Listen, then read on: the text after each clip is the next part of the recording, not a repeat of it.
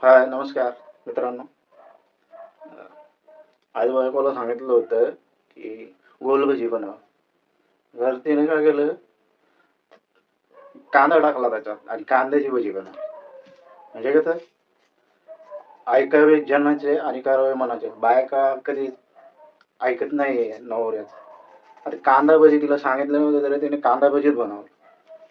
मग ठीक आहे. हा झाला घरगुती विषय. पण आपण समजा ऐकावे जनाची ही म्हण आहे. आणि कसं आहे, की आपल्या जे घरातले माणसं आहे, म्हणजे आपल्या कुटुंबातले जे सदस्य आहेत, त्यांनी काही सांगितलं तरी आपण ते ऐकलं पाहिजे. फक्त आपण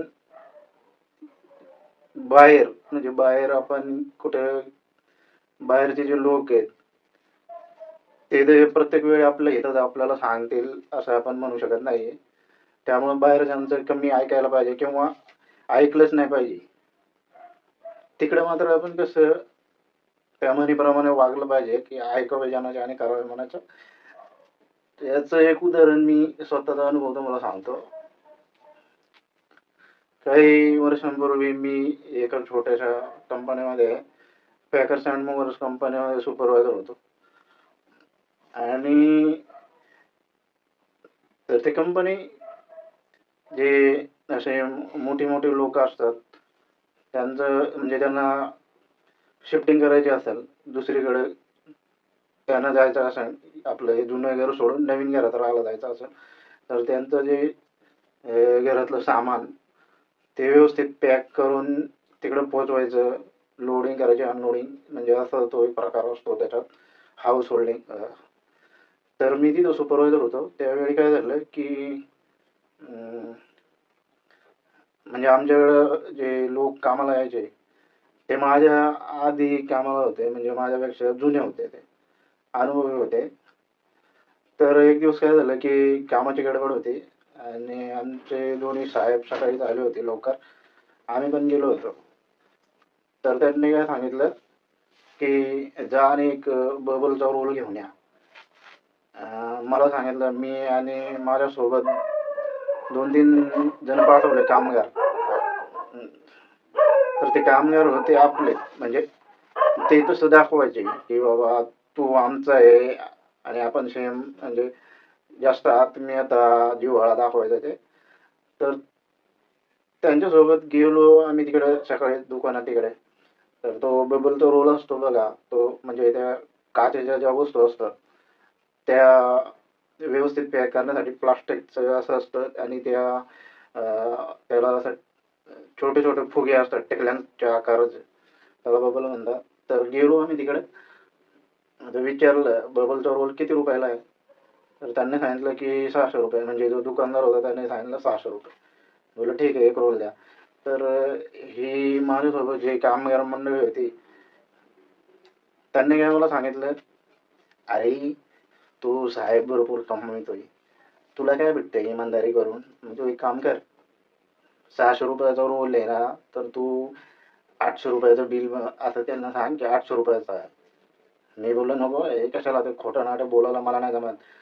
तर ते माणसं काय म्हणले, नाही अरे आम्ही असल्यावर तुला कशाची भीती आहे, आम्ही हा ना, आम्ही सांगू त्याला, आम्ही जास्त विश्वासू आहे, तुझ्यापेक्षा जुने आहे, आमच्यावर विश्वास नाही ठेवणार, मग कोणावर ठेवणार.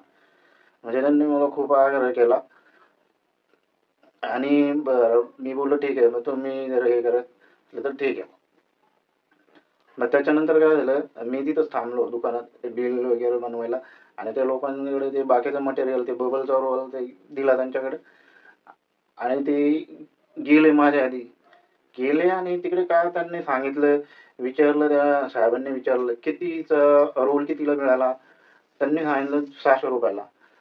बरं ठीक आहे. आणि त्याच्यानंतर मी गेलो. मला बोललं बिल दाखव, बिलावर 800 रुपये. साहेब बोलला, हे माणसं बोलतात 600 रुपयाला, तू कितीला आणला? 800. मी बोललो 800. तर तो साहेब मला बोलला, तू लबाडी करतो, खोटं बोलतो. मी बोललो, यार आपलं तोंडात मारायला कोण नाही, हे लोकांच्या आग्रहामुळं आपण असं केलं. आणि ते तिकडे जाऊन ते खरं काय त्यांनी सांगून टाकलं. म्हणजे लोक कसं असतात, बाहेरचे कसे असतात, की स्वतः सेफ राहायचं आणि दुसऱ्या खड्ड्यात ढकलून द्यायचं. म्हणजे असं एखाद्याला नाही बघवलं बाबा हा तो करतोय, मग ते तुला तर तू इमानदारी कशाला करतो, हे करतो, म्हणजे आपल्याला ते म्हणजे आपल्या मनामध्ये तिरस्कार असा मुद्दाम निर्माण करतात असे. आणि एखादी गोष्ट आपल्याला करायला भाग पाडतात आणि ऐन वेळी म्हणजे मोक्याच्या वेळी अवसान हत्तीपणा दाखवतात आणि आपल्यालाच म्हणजे सगळं आपल्यावर येणं अशा पद्धतीनं वाटतं.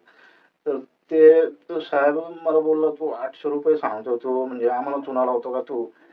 अरे मी तर असं तसं गालावर हात ठेवला. ते परत कुठे झक मारली ह्या माणसाचं ऐकलं आणि मला किती आग्रह करत होते, "तुला काय करायचंय? आम्ही आहे ना." असं तसं हे ते.